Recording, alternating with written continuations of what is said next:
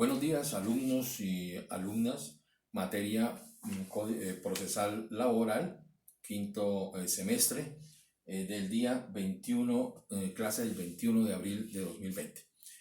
Continuando con el contenido programático que tienen ustedes aquí a la vista, pues tenemos que lo que debemos explicar a continuación es el tema de las excepciones en el proceso laboral y nos adentraremos un tema pequeño en la unidad quinta que habla de la representación judicial e incidentes. Sobre las excepciones en el proceso laboral. Bueno, primero que tengan esta claridad en el trabajo que ustedes ya hicieron y ya me entregó la gran mayoría, si no la totalidad ya de ustedes, el tema del previo escrito de contestación de demanda. Ustedes en la contestación de demanda les decía a ustedes que entre otros aspectos que debía tener era el tema de las excepciones, porque es que las excepciones es la manera más directa en que el demandado pues defiende su causa frente a una demanda que algún trabajador en principio le esté solicitando a usted como empresa o como empleador el pago de ciertas acreencias laborales. Porque a través de esas excepciones, pues obviamente usted va a poder defenderse si ya pagó, si le están indilgando que usted debe pagarle salarios porque no los ha pagado. Pues usted en la contestación de la demanda, pues tiene la posibilidad de contestar esa pretensión manifestando que no las debe y para efectos de su defensa, pues presentas unas excepciones. En ese caso, una excepción de fondo que seguramente ustedes la van a denominar de pago. Entonces las excepciones son, digamos, los medios que tiene el demandado pues para contestar la demanda de una manera más clara y más concreta. Dentro de las excepciones, entonces hay que tener en cuenta lo siguiente desde el punto de vista procesal.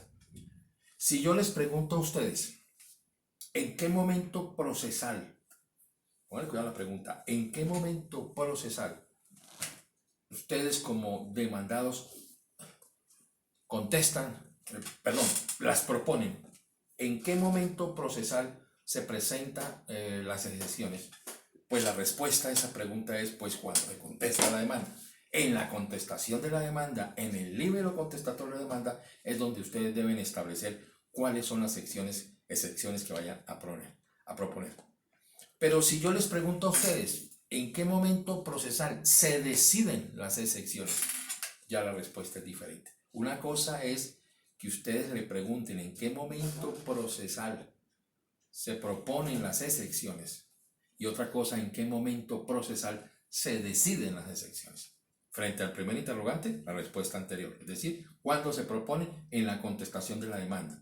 En la contestación de la demanda, pues ustedes van a proponer tanto las excepciones de previas como las excepciones de fondo de mérito. Ojo con eso. ¿Cuándo se deciden las excepciones que se presentan?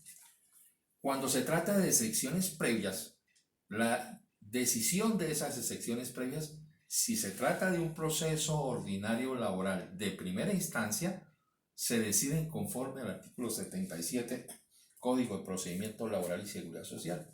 Veamos qué dice ese artículo 77 del Código de Procedimiento Laboral y Seguridad Social. Dice el artículo 77, y solamente voy a remitirme al título, porque ahí está la respuesta. Artículo 77, modificado Ley 1149 del 2007. Audiencia obligatoria de conciliación, decisión de excepciones previas, fíjense, saneamiento y fijación del litigio. Luego, entonces, conforme a esta norma del Código de Procedimiento Laboral, las excepciones previas se deciden en esta audiencia del artículo 77 del Código de Procedimiento Laboral y Seguridad Social. Cuando, ojo, ténganlo en cuenta, cuando se trate de procesos ordinarios laborales de primera instancia. Porque si se trata de procesos ordinarios de única instancia, nos tenemos que remitir es al artículo 72, que dice lo siguiente: audiencia y fallo. En el día y horas señalados, el juez oirá a las partes y dará aplicación a lo previsto en el artículo 77 en lo pertinente. dice en lo pertinente, no, o sea, cuando la norma dice en lo pertinente, nos está diciendo que no es exactamente como lo dice el artículo 77, porque acuérdense que el artículo 77 hace referencia al procedimiento cuando se tratan de procesos ordinarios laborales de primera instancia. Pero como aquí estamos hablando de procesos ordinarios de única instancia y estamos respondiendo a la pregunta cuándo se deciden las elecciones previas cuando se tratan de procesos ordinarios de única instancia, al remitirnos al artículo 72 nos dice pues siga el procedimiento del artículo 77 pero en lo pertinente.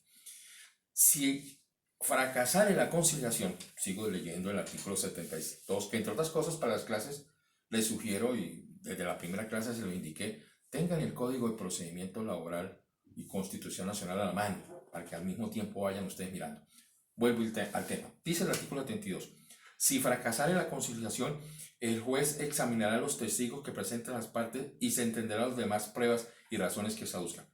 Fíjese que la norma ahí no menciona para nada la decisión de elecciones previas, pero es que en los procesos de única instancia también, cuando se contesta la demanda, acuérdense, cuando se contesta la demanda en un proceso laboral ordinario de única instancia, pues en esa única primera audiencia del artículo 32, por eso es que son procesos de única instancia, pues en ese proceso de única instancia, una vez se contesta la demanda, en la contestación de la demanda que se hace ahí oral, en esa audiencia de única instancia, pues el demandado contesta la demanda. Así resuelvo muchas inquietudes que ustedes me han enviado al correo y que yo se las he ido resolviendo poco a poco, ¿no? Me preguntaban eso, que la audiencia, a efectos del traslado, me acuerdo por ahí alguien me preguntó sobre el traslado, yo les decía no, en el proceso de única instancia no hay traslado de la demanda para contestar la demanda, propiamente dicha, se fija es una fecha y en esa fecha el demandado contesta la demanda.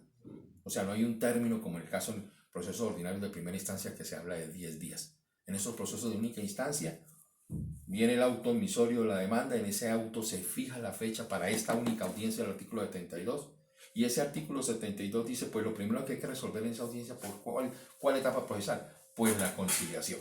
Si esa conciliación fracasare, y como el artículo mismo nos dice aplicar el artículo 77 en lo pertinente, ¿cuál es lo pertinente? ¿Qué es lo que sigue enseguida como etapa procesal?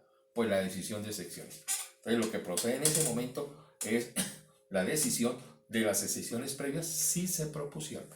Entonces, volvamos. Si yo les pregunto, ¿cuál es la etapa procesal para decidir excepciones previas? La respuesta es la siguiente. Primero, si se trata de un proceso ordinario laboral de única instancia, se le aplica el artículo 72 y entonces la respuesta dirá que en esa única audiencia, después de la conciliación fracasada, se resuelven las decisiones, la contestación de la demanda y después de la contestación de la demanda viene la resolución de esas decisiones previas. Pero si se trata de procesos ordinarios laborales de primera instancia, ahí sí nos vamos al artículo 77, que nos dice que una vez hecha la conciliación, se procede a decidir excepciones previas. Entonces esa es la respuesta a esa pregunta, que vuelvo y reitero, ¿no? Es muy diferente a cuando le preguntan a usted cuándo se pueden, procesalmente hablando, cuándo se pueden interponer excepciones. La respuesta es en la contestación de la demanda. Ahora, otro aspecto que ustedes deben tener en cuenta en tratándose de las excepciones es que sí, la ley nos permite y le permite al demandado cuando conteste la demanda que se pueden proponer tanto excepciones previas como excepciones de fondo, ¿cierto? Pero tengan en cuenta algo que es fundamental y que yo creo que ustedes ya tienen ese conocimiento cuando vieron la materia de procedimiento civil general, cuando vieron el Código General del Proceso. Tengan en cuenta que frente a las excepciones de fondo y en tratándose específicamente al de la prescripción, ustedes deben solicitar en su demanda la prescripción, porque es que el juez, ni siquiera el juez laboral, la puede decretar de oficio. ¿Qué quiere decir esto? Supongamos que ustedes van a cobrar, el demandante va a cobrar un crédito laboral que ya está prescrito. Su relación laboral terminó hace 15 años, por decir algo, y hasta ahora se le ocurre iniciar un proceso, una demanda. Pues ya muchos de esos, si no todos, los derechos laborales están prescritos, porque acuérdense que en la prescripción en materia laboral hablamos de 3 años o de 4 años. ¿no? 3 años como norma general, 4 años en el caso de vacaciones, ¿no? Ahora hablamos algo de eso del tema de la prescripción, ¿no? Entonces, si usted hasta hoy va a presentar la demanda, obviamente este conocimiento que esos derechos ya están prescritos, pero si el demandado al contestar la demanda no propone la excepción de prescripción, el juez de oficio no puede decretarla. Es decir, que si están demostrados dentro del proceso, procederá a sentenciar en contra del demandado por no haber propuesto la excepción de prescripción. Entonces, por eso digo, tengan en cuenta esa particularidad en cuanto a las excepciones, en tratándose de la excepción de prescripción, ¿no? Que es una excepción que el juez la decreta o la decide en la sentencia, pero a petición de parte, no de oficio. Ay, mira, el demandado no, al contestar la demanda, no propuso la excepción de prescripción, pero yo veo que aquí, como juez, yo estoy viendo que aquí está prescrito el derecho. Luego, entonces, lo decreto de oficio, eso no lo puede hacer el juez. Eso no lo puede hacer el juez. Entonces, por eso tengan muy presente esa particularidad sobre la excepción de prescripción.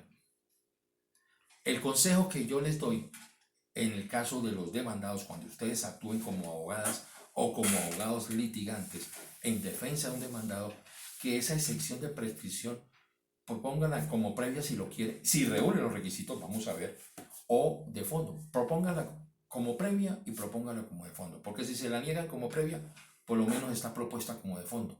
¿De fondo qué quiere decir? Que la sentencia se decide en la sentencia. Entonces ahí va el otro tema. ¿Cuándo se deciden las excepciones de fondo? Que son diferentes a las previas. ¿Cuándo se deciden las excepciones de fondo? O esas excepciones de prescripción propuesta como de fondo, en el caso tanto de un proceso ordinario laboral de única instancia como de un proceso ordinario laboral de primera instancia, se deciden en la sentencia. Entonces, ¿se dan cuenta las diferencias? Una cosa es decidir una excepción previa, otra cosa es decidir una excepción de fondo. Porque ya vuelvo y reitero, la excepción previa se decide en el caso de los procesos ordinarios laborales de primera instancia, se deciden en esa primera audiencia del artículo 77. En el caso de procesos ordinarios laborales de única instancia, también se deciden en esa única audiencia del artículo 72. Ahora, ¿cuándo se deciden las decisiones de fondo? Las decisiones de fondo, tanto en el proceso ordinario laboral de única instancia como en un proceso ordinario laboral de primera instancia, se deciden es con la sentencia. Entonces, se dan cuenta de la diferencia, ¿no? Entonces, es importante que ustedes tengan en cuenta que cuando ustedes vayan a actuar como abogadas o como abogados litigantes y en defensa, por supuesto, del demandado, propongan siempre excepciones previas o de fondo. En el caso de la prescripción, propónganla como previa y propónganla como de fondo, así al final no le concedan ninguna de las dos. Eso es como una estrategia legal. Como estrategia legal es mejor solicitarlo. Porque en la práctica, ¿qué ocurre cuando se propone la excepción de prescripción? Como previa. A veces algunos juzgados dicen, no, esa excepción previa no la vamos a decidir ahora como previa, sino decidámoslas como de fondo. Pero hay juzgados que no dicen eso. Sencillamente dice, no, esta excepción previa de prescripción no procede. Y punto. Y si usted no la propuso como demandado, como de fondo, el juez cuál excepción de fondo de prescripción le va a decidir si usted no la solicitó. ¿Y qué tal que sí te ha prescrito? Pero como previa no le funcionó. ¿Por qué no le puede funcionar la excepción previa, la excepción de prescripción como previa? Ahí sí nos tenemos que remitir al artículo 32 del Código de Procedimiento Laboral. Veámoslo, veamos la pantalla, salgamos de este ítem.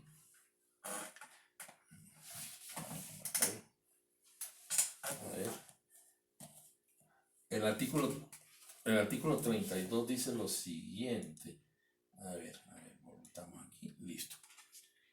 Dice lo siguiente el artículo 32 del Código de Procedimiento Laboral y Seguridad Social. Leámoslo. Y si tienen sus códigos, abran sus códigos y léanlo junto a mí. Trámites de las excepciones. Que este es el artículo que por norma general en materia laboral regula el tema de las excepciones. Lo dice el título, trámite de las excepciones. Sí, el Código General del Proceso tiene también una cápita especial para las excepciones, como lo tenía el Código Procesal Civil anterior. Pero esas normas se aplican, pero hay que primero mirar lo que diga el Código de Procedimiento Laboral. Eso en reenvío, ¿no? En reenvío del artículo 145, cuando nos dice el artículo 145 lo siguiente, del Código de Procedimiento Laboral: aplicación analógica. A falta de disposiciones especiales en el procedimiento de trabajo, se aplicarán las normas análogas de este decreto. Ojo lo que le estoy leyendo. De este decreto primero. Y en su defecto, ahí sí al Código Judicial. Nombra todavía el Código Judicial porque la norma es un poco viejita, ¿no? Después el Código Judicial se llamó Código de Procedimiento Civil, y luego a partir de 1970 y hasta ahorita el año 2016, 1 de enero del 2016, ya hablamos de Código General del Proceso, ¿no? Acuérdense de eso. Entonces lo que la norma nos está diciendo es: ¿cómo hago yo para aplicar una norma del Código General del Proceso? Y ese artículo 145 nos está diciendo: no, primero aplique las normas de acá. Segundo, si no está una norma especial, mira a ver si dentro de este mismo código existe una norma laboral para aplicar. Y ahí sí, si no resulta y no encontramos la norma específica, pues nos vamos al Código Judicial, hoy Código General del Proceso. El tema de las excepciones previas, las excepciones, no es que uno no pueda mirar qué dice el Código General del Proceso. Y normalmente las excepciones que regula el Código General del Proceso se pueden aplicar en materia laboral, pero teniendo en cuenta que hay que privilegiar el artículo 32, que es el que estamos en este momento analizando y estudiando, cuando nos dice que el trámite de las decisiones son las siguientes. Leamos. El juez decidirá las excepciones previas en la audiencia de conciliación, de decisión de excepciones previas, saneamiento y fijación del litigio. Punto. O sea, ahí está haciendo referencia al artículo 77 que ya mencionamos anteriormente. Cuando el artículo 77, acordémonos, regula el tema de las audiencias en los procesos ordinarios laborales de primera instancia, ¿no? Acuérdense, en procesos, acuérdense las etapas que yo les expliqué en las primeras clases, donde hicimos hasta un gráfico en el tablero y que yo les dije que aprendanse estas etapas procesales de memoria. Pues recuérdenlas, ¿no? En los procesos ordinarios laborales de primera instancia, ¿no? Viene la demanda. Una vez pasada la contestación de la demanda, se cita entonces para esta primera audiencia de conciliación, decisión de decisiones previas, fijación de litigio, etcétera, etcétera, del artículo 77. Cosa diferente en un proceso ordinario de única instancia, que viene la demanda, se admite la demanda, se fija fecha, única fecha para audiencia, y en esa única audiencia es donde el demandado pues intenta la conciliación, y si no se concilia, se contesta la demanda, ¿cierto? Se contesta la demanda. Y a la inversa, se contesta la demanda y viene la audiencia de conciliación y las demás etapas procesales que ustedes ya bien de memoria se la deben ya saber y conocer. Entonces, en estos casos, en tratándose del artículo 32, nos está diciendo: el juez decide las sesiones previas en esa primera audiencia de conciliación, decisión de sesiones previas, saneamiento y fijación del litigio. Sigue diciendo ese artículo: también podrá proponerse como previa la excepción de prescripción, cuando no haya discusión sobre la fecha de exigibilidad de la pretensión o de su interrupción o de su suspensión, y decidir sobre la excepción de cosa juzgada. Entonces fíjense cómo aparte de este artículo nos está diciendo: mire, las excepciones previas tienen sus trámites, pero cuando se trate de excepciones previas denominadas prescripción y cosa juzgada, hay un procedimiento. Pero centrémonos en la excepción de prescripción, que es tan importante. O sea, la ley permite que normalmente una excepción, que generalmente es de fondo, la prescripción, es decirle el demandado al demandante: sí, usted me está cobrando estos créditos laborales, cesantías, pero eso ya prescribió. Hace 15 años terminó la relación, a cuenta de que usted viene 15 años después a cobrar. Eso ya está prescrito, le dice el demandado, ¿cierto? Pero el demandado puede pedirla como previa, es una de fondo generalmente, pero la puede pedir como previa siempre y cuando cumpla con estos requisitos, que son los que acabamos de estudiar. ¿Cuáles son? O sea, ¿cuáles son las condiciones para que usted como demandado pueda válidamente interponer la excepción de prescripción como previa? Esa sería la pregunta. La repito: ¿cuáles son las condiciones legales para que usted como demandado pueda proponer una excepción de fondo denominada prescripción como previa. Son básicamente estas las condiciones. Dice, también, dice el artículo, también podrá proponerse como previa la excepción de prescripción. ¿Cuándo? Cuando no haya discusión sobre la fecha de exigibilidad de la pretensión o de su interrupción o de su suspensión. Ejemplo, para que entendamos esto. Supóngase que el demandante en su demanda indica que la relación laboral comenzó el 1 de enero de 2000 y que el contrato laboral finalizó, ¿cierto? La relación laboral finalizó el 31 de diciembre de 2010. El demandado, al contestar la demanda, dice, no es cierto. La relación laboral no empezó el 1 de enero de 2000, empezó el 1 de febrero de 2000. Y tampoco es cierto que la demanda haya terminado el 31 de diciembre, o el contrato haya terminado el 31 de diciembre de 2010. El contrato terminó el 30 de octubre de 2008. ¿Se dan cuenta ahí? Ahí ya hay una disparidad. El demandante indica una fecha de iniciación diferente a la que el demandado está diciendo. Y a su vez el demandante también está diciendo una fecha diferente a la terminación del contrato a la que está firmando el demandado. Entonces el demandado propone, supónganse ustedes, excepción en la contestación de la demanda, excepción previa de prescripción. Entonces el juez, cuando va a analizar si es procedente o no analizar la prescripción propuesta por el demandado, tiene que mirar si se cumplen otros requisitos, este requisito. Y el requisito dice, siempre y cuando no haya discusión sobre la fecha de exigibilidad de la pretensión. Y en este caso, que les estoy colocando, existe una discusión sobre la fecha de exigibilidad, porque mientras el demandante dice una fecha de iniciación, el demandado dice otra. Mientras el demandante dice una fecha de finalización, el demandado dice otra fecha de finalización del contrato. Luego ahí sí hay discusión, y como hay discusión, no la puedo proponer como previa, porque la norma, volvamos a leer, también podrá proponerse como previa la excepción de prescripción cuando no haya discusión sobre la fecha de exigibilidad. Pero como aquí sí hay discusión, no se puede proponer. Se puede proponer previas cuando no haya discusión. Es decir, que el demandante diga, por ejemplo, que empezó el 1 de enero y terminó el 30 de diciembre del 1 de enero del 2000 y terminó la relación laboral el 31 de diciembre del 2010. Y el demandado dice, sí, es cierto. Ahí no hay discusión. Luego, ahí sí, si el demandado propone una excepción previa de prescripción, sí es procedente decidirla y analizarla en la etapa procesal que establece aquí. Es decir, como previa, no como de fondo. ¿Sí entendieron la diferencia? Entonces tengan en cuenta eso para efectos de la excepción. Cuando ustedes o cuando juzgado, si algún día ustedes van a ser juezas o jueces, o cuando ustedes como abogados pueden, en calidad de abogados representando a su demandado, pueden proponer o no la excepción previa.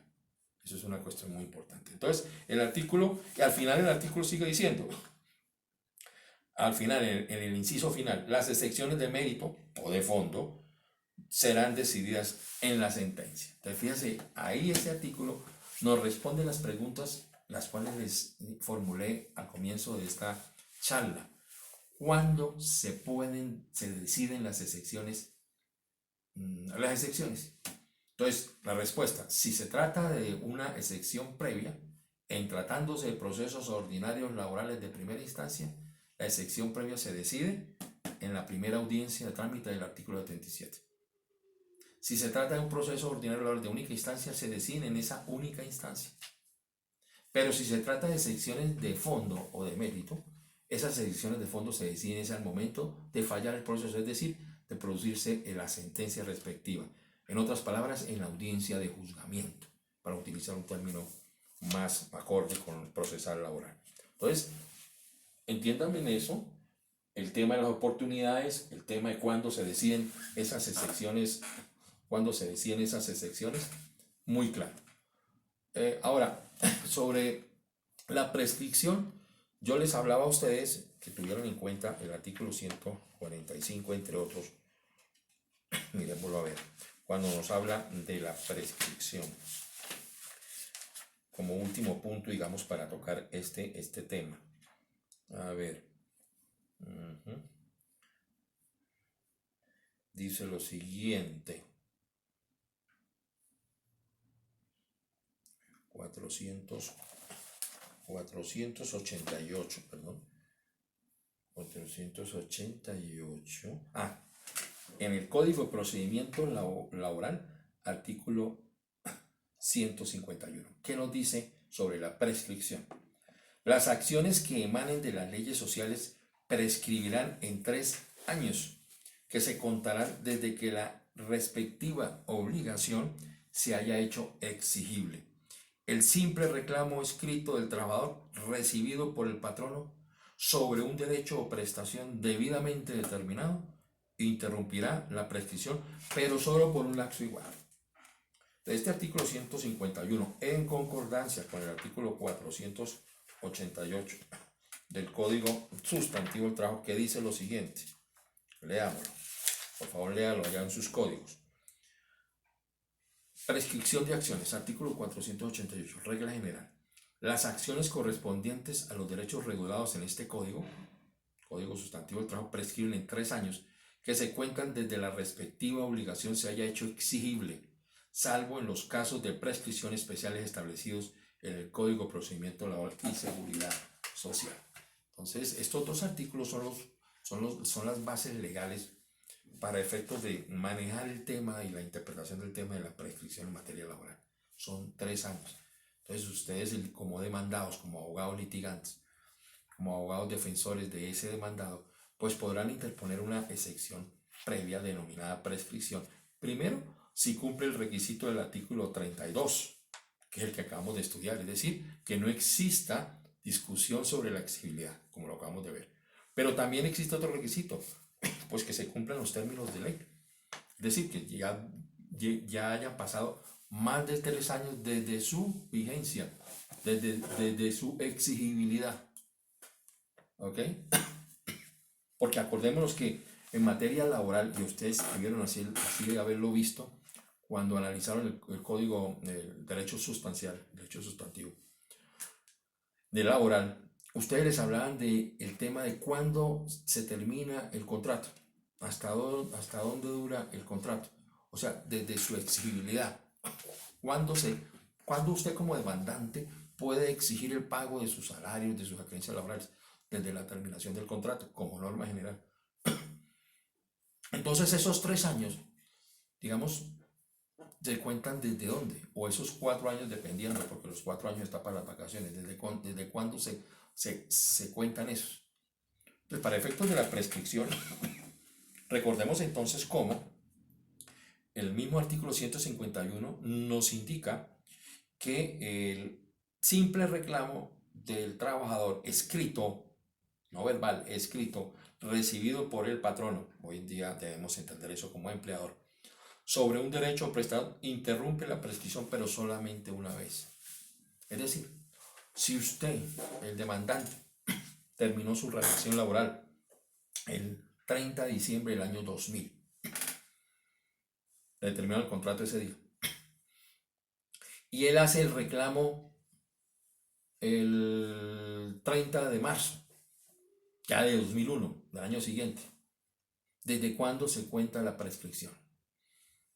Si usted no hace ningún reclamo por escrito, los 3 años se contarán desde ese 30 de diciembre del año 2000, es decir, la fecha en que terminó el contrato laboral. Ahí para adelante cuente 3 años. O sea, es el tiempo que usted tiene como demandante para cobrar, para demandar a su empleador si le queda debiendo algo en prestaciones o salarios, ¿verdad?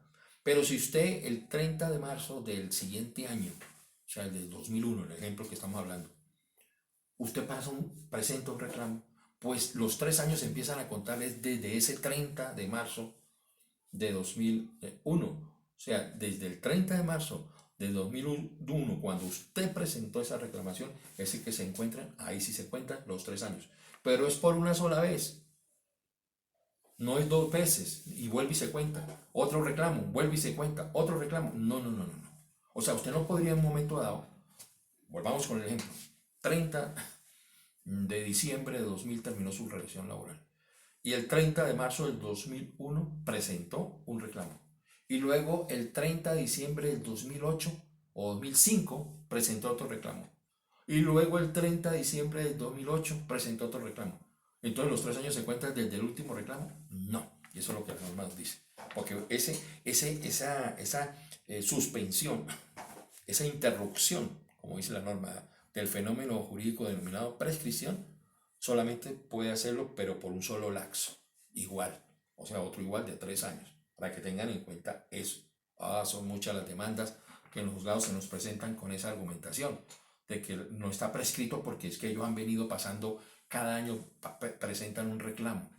Entonces, si su contrato terminó en el año 2010, entonces cada año, 2001, 2002, 2003, hasta la fecha de hoy, por ejemplo, 2020, por exagerar, presentaron cada año un reclamo, entonces usted como demandante tenga la idea de que, no, como yo la última que presenté fue ahorita el 30 de diciembre del 2019, entonces se me volvieron a contar 3 años. No, no, tengan en cuenta eso. Pero algunos abogados todavía manejan esa errónea idea en los procesos. Pues ténganlo muy claro. Entonces, conforme al artículo 151, 488 del Código Sustantivo del Trabajo, 151 del Código de Procedimiento Laboral, en concordancia con el artículo 32 del Código Procesal del Trabajo.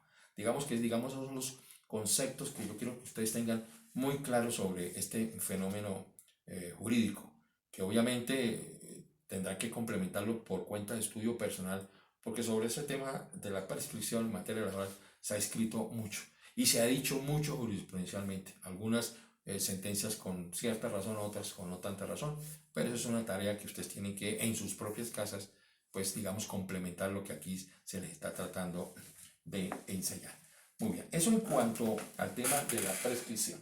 Pero también para el día de hoy vamos a ver muy sumariamente, seguramente, el tema de la representación judicial, algo sobre incidentes. La representación judicial está consagrada en el artículo 33 del Código de Procedimiento Laboral. Miremos qué dice ese artículo. Búsquenlo por favor ustedes allá en sus casas. El artículo 33. ¿Qué dice el artículo 32? Dice el 33, perdón, dice lo siguiente. Representación judicial. Artículo 33. Intervención de abogado en los juicios de trabajo. O sea, este artículo con este título de una vez nos está indicando, mire, la intervención de los abogados en procesos laborales tiene que regularse de esta manera. Así. Para litigar en causa propia o ajena, se requerirá ser abogado inscrito.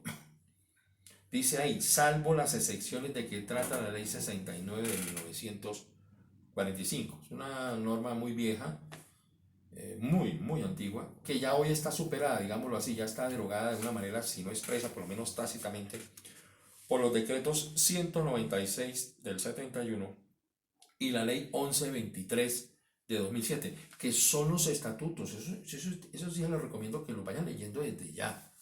Y háganlo desde ya porque es que esas dos normas, tanto el decreto 196 del 71 como la ley 1123 de 2007, son las normas que nos regulan a nosotros nuestra profesión. O sea, usted como abogado, litigante o no litigante, debe tener muy en cuenta estos decretos. Ya tenganlo en cuenta porque es que cuando ustedes entren, si no estoy mal, es en séptimo semestre, creo yo, que ustedes ya entran a consultorio jurídico.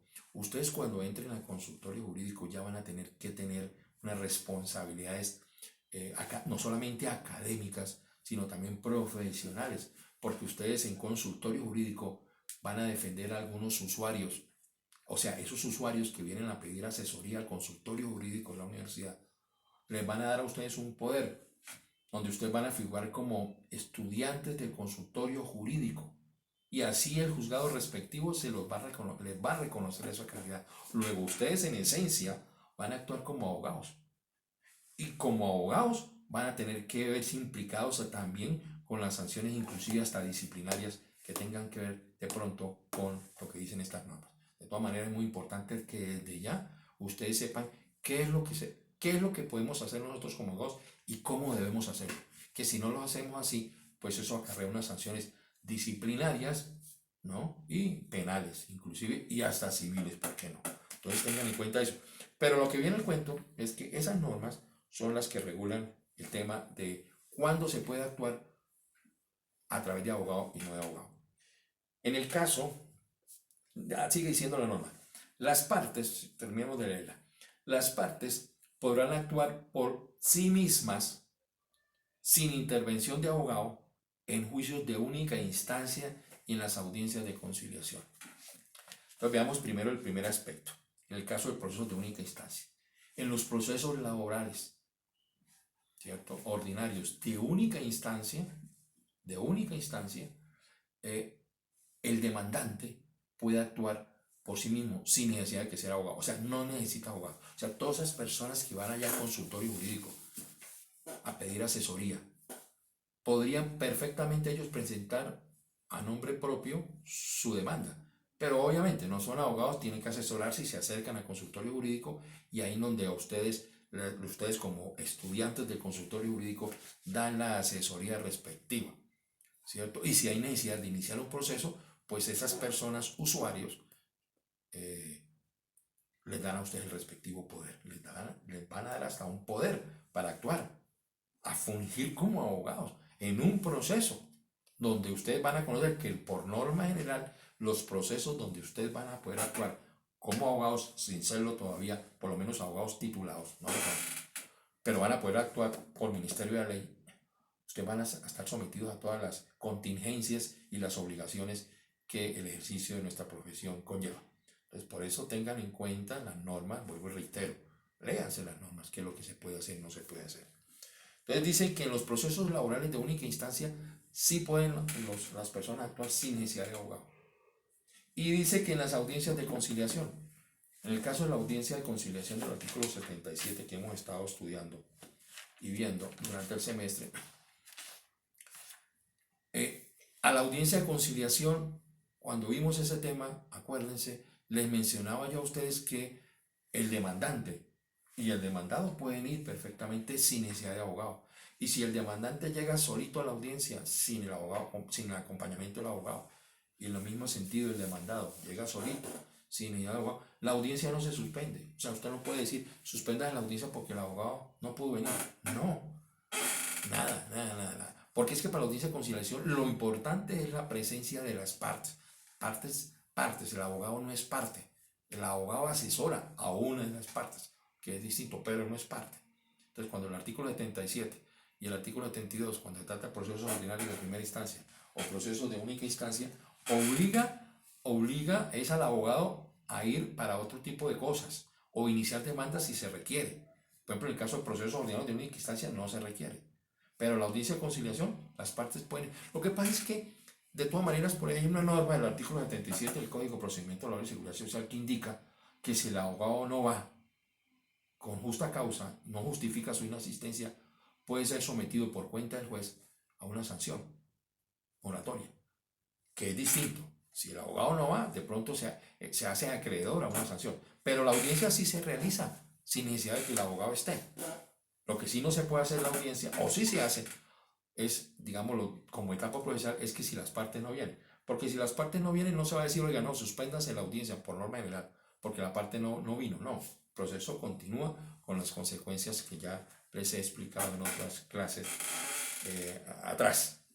Entonces, tengan en cuenta entonces que en el caso del artículo 33 regula el tema de la representación judicial, que es tan importante. Y tengan en cuenta ustedes, y aprovecho el momento, para cuando ustedes entren a séptimo semestre, cuando entran a desarrollar su actividad estudiantil y académica en consultorio jurídico, allá hay unos preceptos y unas normas que hay que cumplir, ¿no? Acuérdense de eso.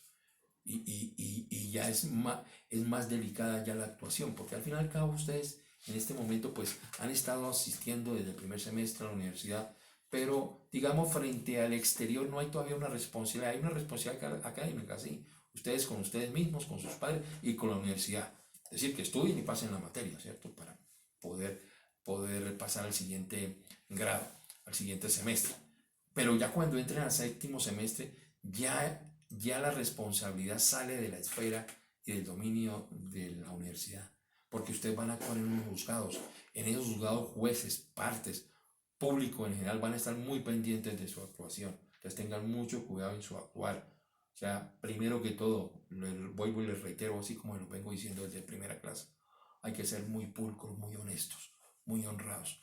Y honrados no solamente desde el punto de vista de no faltar a la lealtad, a la moral, sino una honradez intelectual. Es decir, que ustedes como abogados de los usuarios estudien, porque de por medio va la vida y el futuro de una persona. No crea, alguien que se acerca de pronto a decir, páguenme los 500 o 1.000.000 de pesos, o los 2 o los 4 millones de pesos que me dé el señor fulano de tal, a esa persona, que por lo general es una persona pobre, porque por eso van al consultorio jurídico, de escasos recursos, pues páguenles toda la vida, que le entreguen y le paguen sus 3 o 4 millones de pesos. Con eso hay mucho tiempo que pueden ellos sobrevivir en esta vida. Pero ustedes ya manejan unas situaciones de la vida real, delicadas. Por lo tanto, sean honrados intelectualmente, prepárense muy bien para efectos de salir airosos en esas nuevas responsabilidades que ustedes van a adquirir cuando estén en séptimo semestre. Muy bien, eso en cuanto a la representación judicial. Y finalmente, para la clase de hoy, pues toquemos el tema de los incidentes. Eso está tratado en el artículo 37 del Código de Procedimiento Laboral, cuando nos dice, leamos, artículo 37, proposición y trámite de los incidentes. Los incidentes solo podrán proponerse, miren, si yo les pregunto a ustedes, ¿en qué momentos procesales se pueden proponer incidentes? ¿Cierto? Este artículo nos dice cuándo se puede y cuándo no se puede. ¿Cuándo sí se puede? Nos dice, solo podrán proponerse en la audiencia de conciliación, decisión de secciones previas, saneamiento y fijación de litigio. Hasta ahí. Acuérdense en las etapas procesales. Recuerden el proceso ordinario laboral de primera instancia. Si yo les pregunto que, por ejemplo, mañana se citó por parte del juzgado a realizar la audiencia de decreto de pruebas, mañana usted como demandado o como abogado del demandado puede proponer incidentes. La respuesta es no, porque conforme al artículo 37 usted puede proponer incidentes solamente cuando estemos o en una de estas etapas, o en la audiencia de conciliación, o en la audiencia donde se deciden en secciones previas, saneamiento y hasta la fijación del litigio. Hasta ahí usted como abogado, tanto el demandante como el demandado, puede proponer incidentes.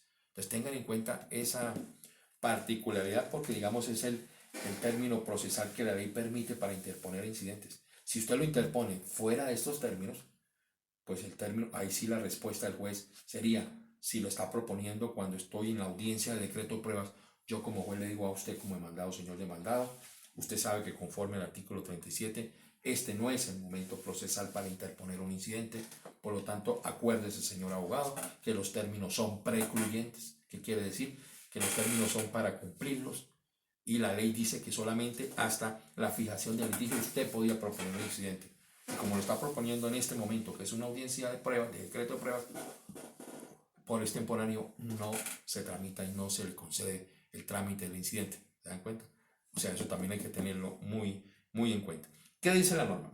A menos que se trate de hechos ocurridos con posterioridad, quien los propone deberá aportar las pruebas en la misma audiencia.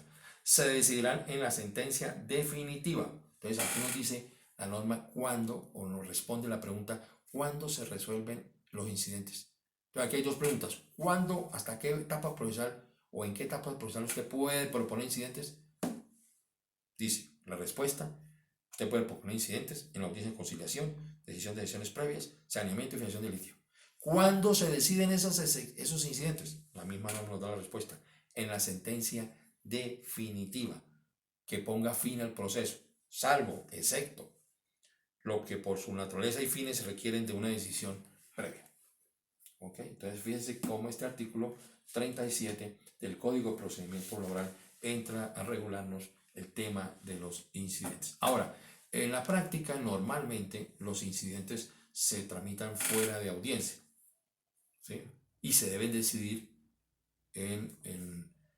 cuando digo yo fuera de audiencia, que hago referencia a que si por ejemplo el demandado en la etapa procesal de conciliación propone un incidente, por fuera de esa audiencia se fija un auto para que se le dé traslado, ahí sí, se le dé traslado al demandante. Si el que propuso el incidente fue el demandado, se le da traslado al demandante para que tenga y diga: esta boca es mía, ¿no? Sepa, o sea, ejerza su derecho a la defensa, al debido proceso. Tiene unos días para que él responda a ese incidente, y si tiene algo que decir, pues le dice: señor juez, sí, propuso el incidente, pero no tiene razón por esto y por esto, ¿cierto? Pero eso se tramita fuera de audiencia, no en audiencia, hasta el final. ¿Y cuándo se decide? Se decide con la sentencia. De tal manera que si hay incidentes que tienen que ver algo con el proceso de fondo, no se puede proferir la sentencia respectiva si no se han resuelto esos incidentes.